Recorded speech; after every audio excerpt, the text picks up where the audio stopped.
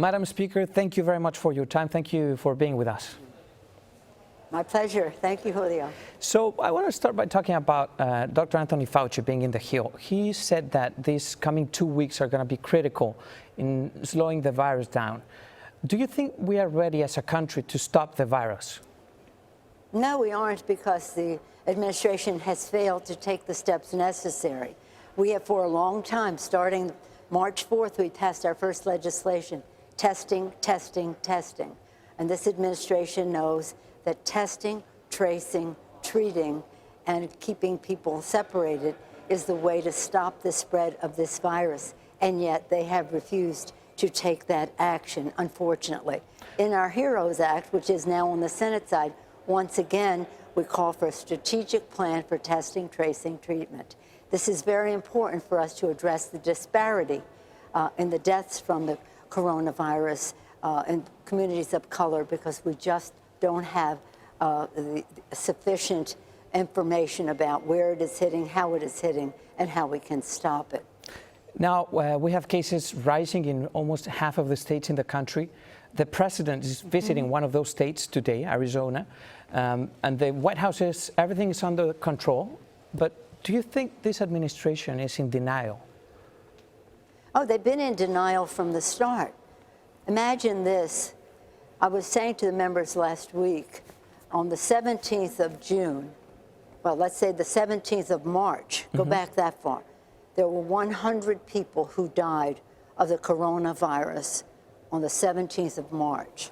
On the 17th of June, 3 months later, over 117,000 Americans died because of denial, because of refusal to accept that we need to test, even if it means it's evidence of more cases that the president seems to want to avoid. So delay and denial equal death, unfortunately. I hate to speak in those harsh terms, because we're talking about life and death. We're talking about the lives of people, the livelihoods of their families, the life of our democracy. And yet, this is an indictment, and we are at a moment, and we have to not only seize the moment.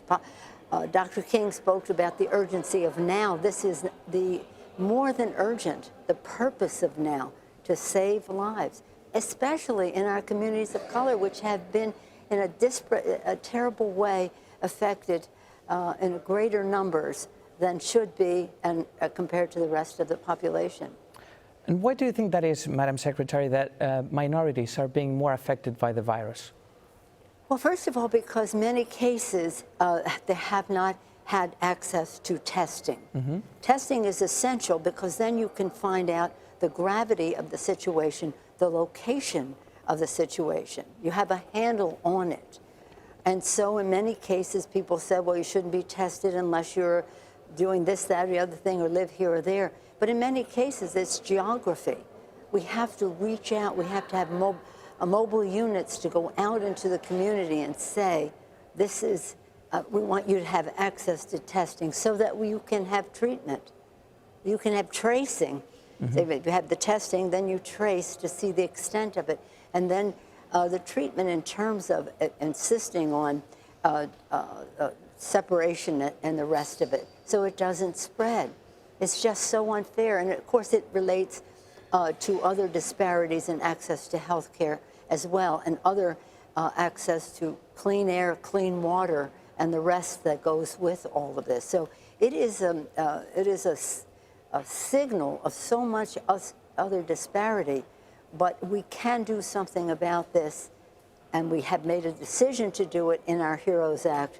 We're calling upon the president. Test, test, test, trace, trace, trace, treat, treat, treat, isolate, stop the spread of this virus. Madam Speaker, let me move on to immigration. President Trump, he's visiting the border wall today, and he's pushing on his anti-immigration policies. Should legal immigration be stopped in order to give jobs back to the American people, as President Trump believes? No, I think that's absolutely wrong. I think the vitality of America springs from newcomers who come to our country. We want the Senate to pass our promise Promise and Dream Act, which protects our dreamers, TPS, others. We think that they should do that right away. The bill is sitting there on Mitch McConnell's desk. In addition to that, we need comprehensive immigration reform. The idea that newcomers slow down our economy is completely upside down. When newcomers come with their hopes, their dreams, their aspirations for a better future for themselves, for their children, for their families, well, they're all American traits about optimism, hope, and courage and determination for a better future. And those newcomers make America more American. They don't take jobs away from other people. Now, President Trump and the whole administration has warned that they're going to keep on trying to end with DACA. What's your take on that? You know, I'm being very honest with you, Julio. I'm not being very diplomatic. I think that the president's action in terms of DACA has been cruel.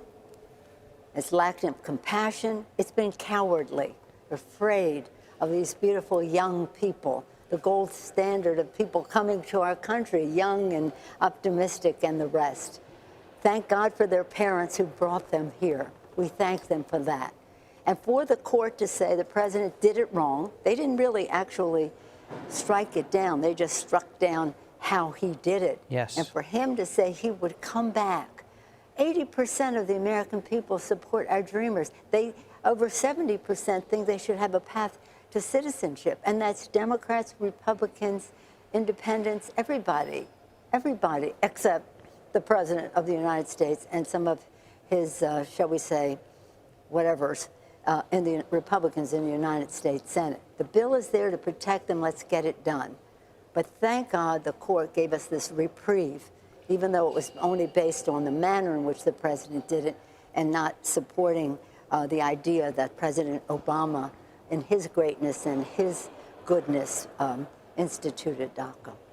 So, yeah, so we know that dreamers need a permanent solution. But what has to happen for it to go through? When and how should this take place?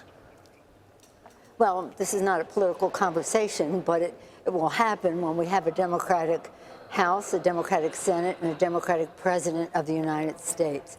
For some reason, the Republicans in the Senate have been afraid of our dreamers. Not all of them, but too many of them. So the election is going to be very important in this regard, and it's only, 133 days away, and after that, the dreamers will be safe, because I feel confident that we will succeed in this election. But even just if we have a Democratic House, which we will, a Democratic President, I think we can get a Senate, but just with the two corners of that, I believe that we will be able to pass DACA, all of it, TPS, the rest. But what we really need is comprehensive immigration reform. Yes. That does have bipartisan support. That should have bipartisan support. It has in the past, except the Republicans in the House would not bring it up to give us a chance, but it passed in a bipartisan way in the United States Senate. So I'm optimistic that that's where we need to go. But until we get there, we need to protect the dreamers, because it's a short fuse that they are on.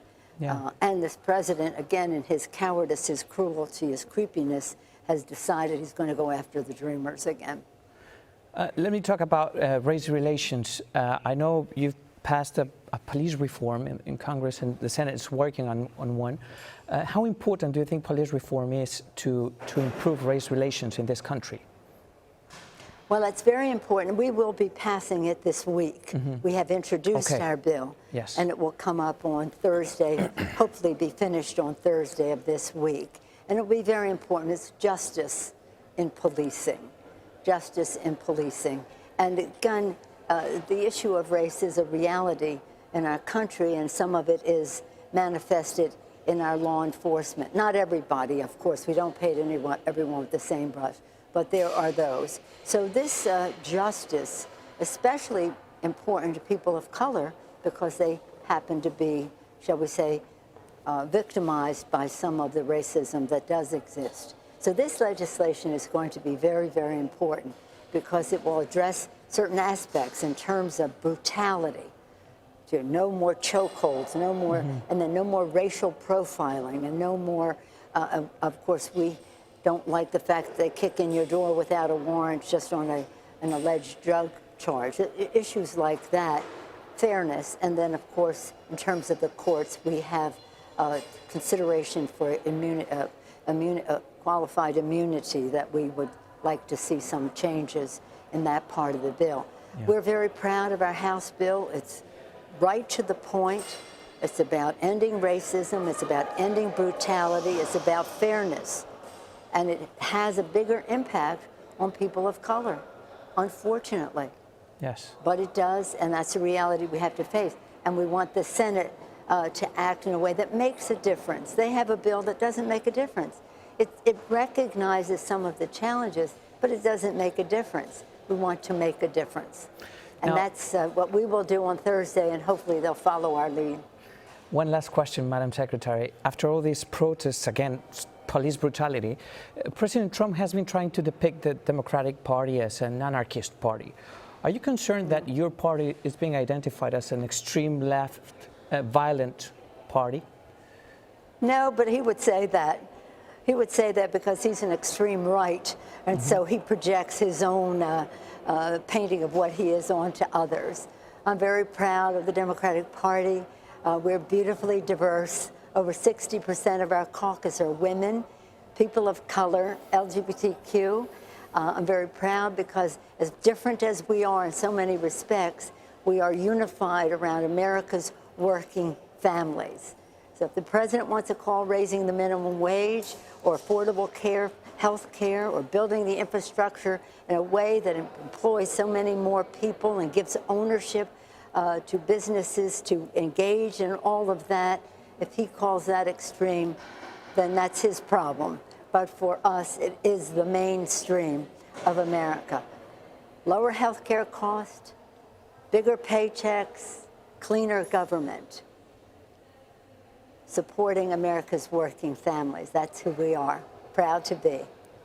Madam Speaker, thank you very much for your time. Thank you, Julio. My pleasure.